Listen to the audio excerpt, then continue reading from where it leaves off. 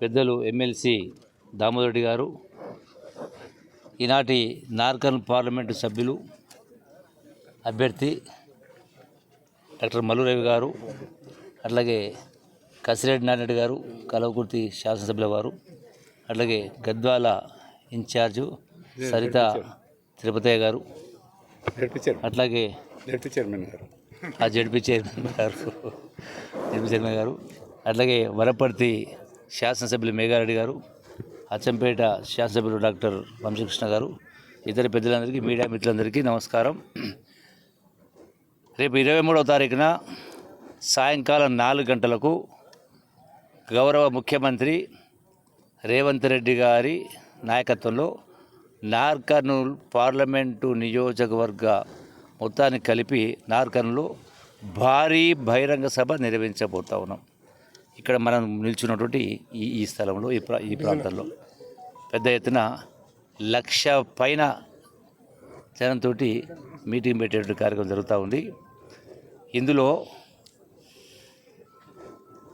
నాగర్ కర్నూలు సంబంధించినటువంటి పార్లమెంట్ సంబంధించినటువంటి 7 నియోజకవర్గాల నుంచి పెద్ద ఎత్తున రైతాంగం, మహిళలు, యువకులు, నాయకులు, కార్యకర్తలు పెద్ద ఎత్తున ఇలా పాల్గొనబోతూ ఉన్నారు. అయితే ఈ మీటింగు 4 గంటలు కాబట్టి ఆయా నియోజకవర్గాల నుంచి మధ్యాహ్నమే 2 గంటలకే బయలుదేరి 4 ఇక్కడ చేరుకునే కార్యం జరుగుతుంది. ముఖ్యమంత్రి గారు 5 గంటలకు 4 ఈ యొక్క సభలో పాల్గొంటారు. ఇందులో ఈ సభ ద్వారా ఇప్పటికే నాగర్ కర్నూలు నియోజకవర్గంలో కాంగ్రెస్ జెండా ఎగురబోతా ఉన్నది కింద ఒకటికే నిశ్చయమైంది. రేపు జరిగిన సభ తర్వాత ప్రతిపక్షాలకు దిక్కుదోచని పరిస్థితి ఏర్పడుతుంది. ఎందుకంటే ఇప్పటికే ప్రజలు వాళ్ళ ఆలోచన ఫిక్స్ అయి ఉన్నారు. ఈ ఎన్నికల్లో, పార్లమెంట్ ఎన్నికల్లో తెలంగాణ రాష్ట్రం ఇచ్చినటువంటి కాంగ్రెస్ పార్టీ, సోనియా గాంధీ నాయకత్వాన్ని బలపరుస్తూ రుణం తీర్చుకోవాలని ప్రజలు ఇప్పటికే ఓ నిర్ణయానికి రావడం జరిగింది.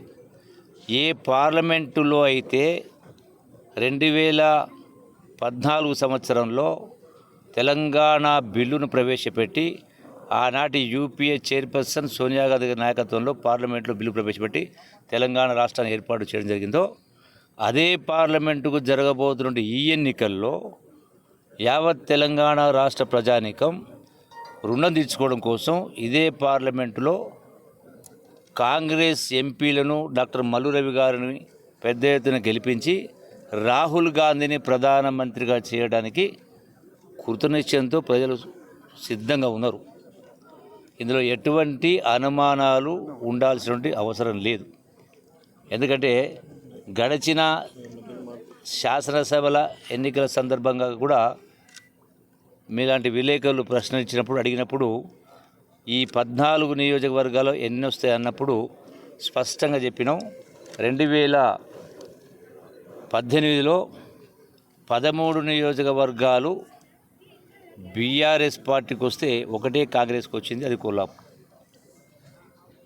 మొన్న జరిగినప్పుడు 23లో ఆ విలేకరు ప్రశ్నించినప్పుడు నేను చెప్పిన, ఇప్పుడు ఎన్ని వస్తాయి సార్ అంటే, ఖచ్చితంగా 14లో 13 అంటే సీన్ రివర్స్ అవుతుంది.